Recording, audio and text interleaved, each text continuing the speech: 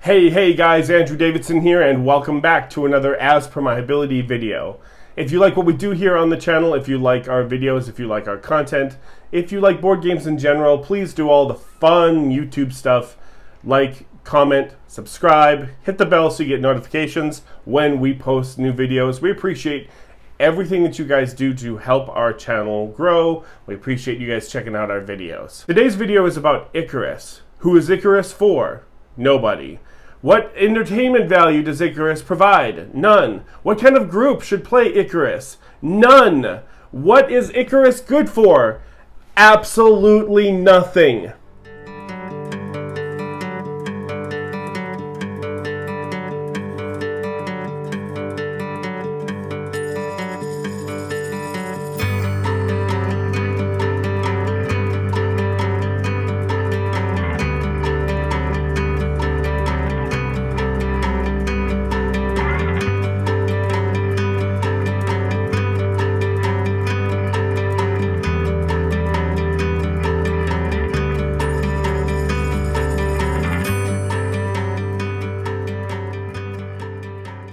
Today we're going to be talking about Icarus. Icarus is it's trash. It's absolute it's trash. I don't even know where to start. I mean, that's it. That's the end of my review. Who's it for? Why should you buy it? You shouldn't. Who should play it? Nobody should. That was easy. I will see you guys all at the next video. Okay. I guess I should talk about the game a little bit. I don't know how I'm going to get through this.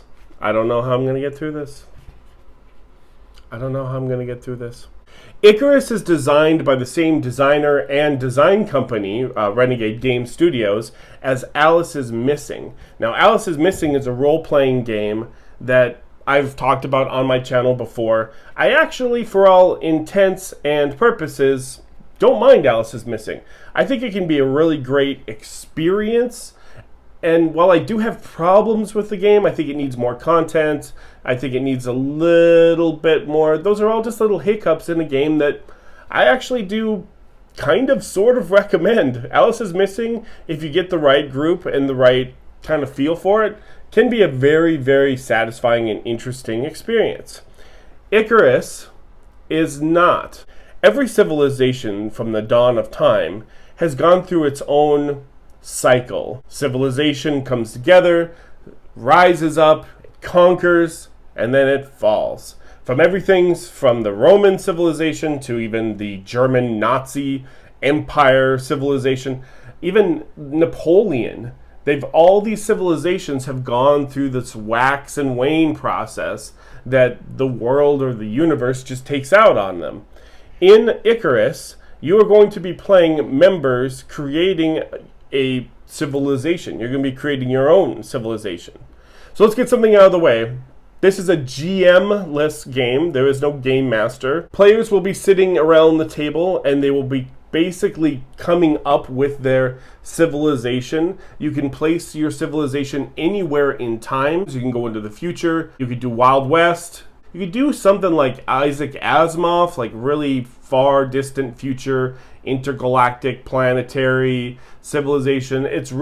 That's kind of, I guess, the appeal of Icarus is you really can do whatever you want. And so players sit around the table coming up with aspects to their civilization. Now, I must say, if you are somebody who likes to win, this game's not for you. Yeah. There's no winning in this game. There is no possible way to win this game. Icarus is just, it's just not.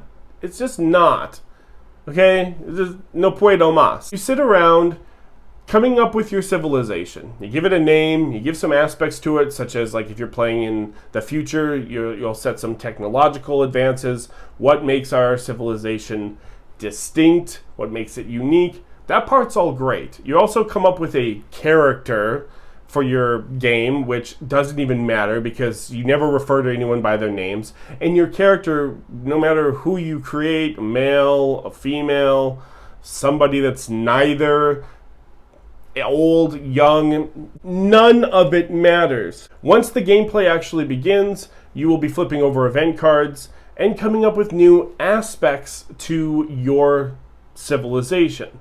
So, for example, a lot of these are social, political, economical problems in which maybe people within your civilization are starving, or there's a lack of something technological wise, and you basically come up with how that's going to be dealt with, or how that problem will advance and become more of a problem. This is all great. I mean, I love collaborative storytelling games. I don't necessarily need a game in my game. I've talked about Untold, which I give high remarks to. I've already mentioned Alice is Missing, which I also really recommend. So I don't mind a GM-less game that's just about story. It's really not about heavy mechanics. It's not about winning and losing. It's just about kind of killing time and having fun creating a story together with your friends. Now, Icarus does that. Upside down, whatever. It doesn't even matter.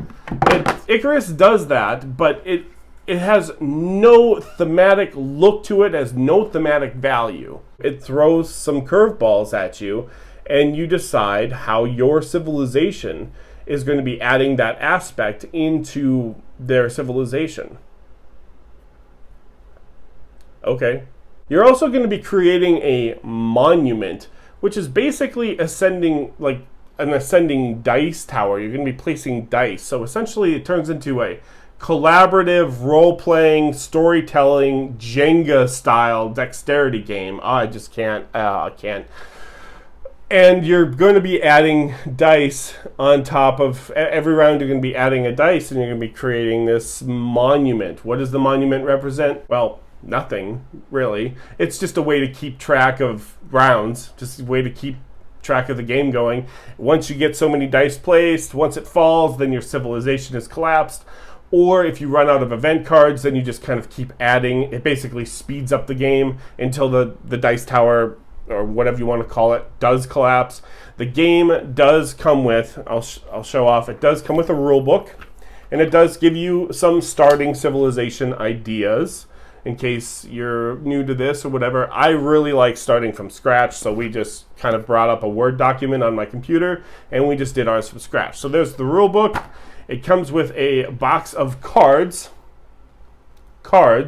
and these are basically your events that are going to happen, and you'll be shuffling them. They'll be randomized. It also gives you a motive. So it gives your character that you're playing a little bit of a motive, but honestly, the motive doesn't even have anything to do with really what's going to happen, because it all depends on whether it's your turn or not, or how collaborative you want to play with other players, or if you don't want to play fully collaborative. And then the last thing here is these big, thick, chunky dice. There's like 20-some dice in here, which, again, like I said, you will be placing on top of each other and creating your monument. So the dice is pretty much the only cool thing in the entire game. As players play, they will be creating a lot of aspects to their civilization, society, the food, how do they eat, how do they grow as a society, do they have slaves, do they not enslave other people? I mean, it's pretty limitless as far as how you want your civilization to go. But my biggest problem with the game is the way that it allows players to untether their mind, but yet it's such a mess in your head, because thematically, the way it looks on the table is a bunch of sticky notes. So the game comes with this pad of aspects.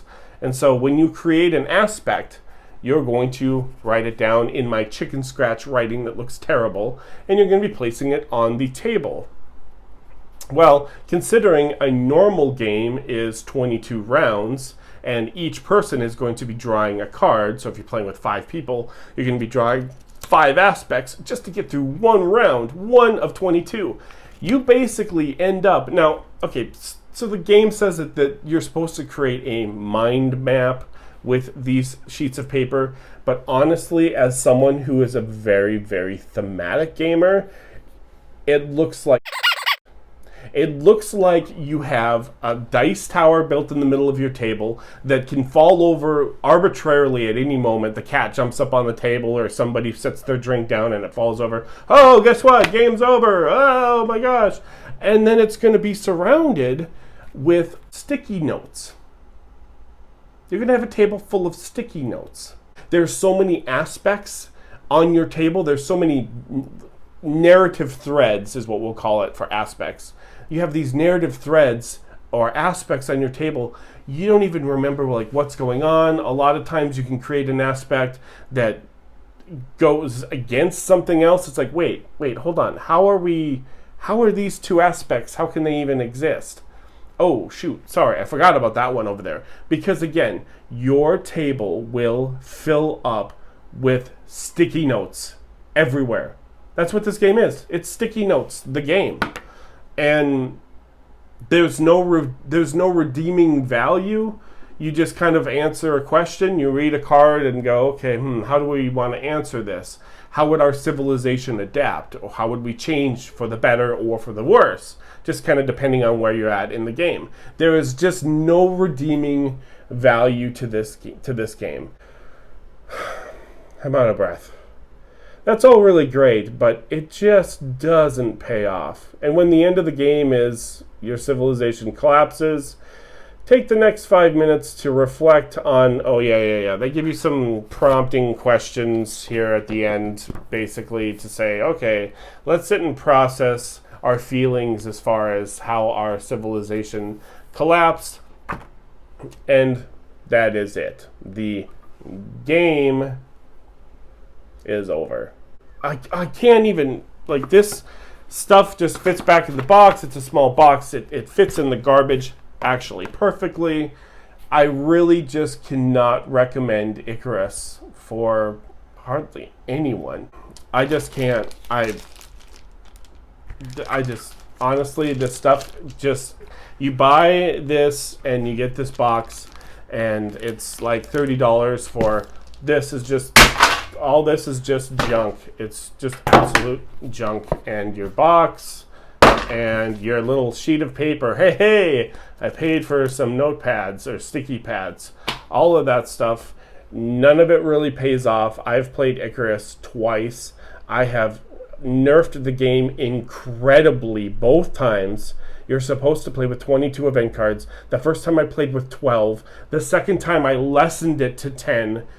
I've just not had a whole lot of fun playing this game. Actually, I haven't had any fun. So that's all I have today. Icarus is just a super hard pass. It's probably going to end up in the garbage. So that's all I have for us today. Normally I talk about just glowing reviews, games that I love to talk about. This time I decided, I was so upset. I don't know why I'm wasting as much time as I am filming and editing this video and wasting your time as well on Icarus. And so I'm going to just leave us at that. Here's where I'm going to leave us for today. Icarus is a hard pass. A hard pass. Once again, my name is Andrew Davidson. You've been watching As Per My Ability, and I will see each and every one of you at the next video, where we're going to be talking about some fun games.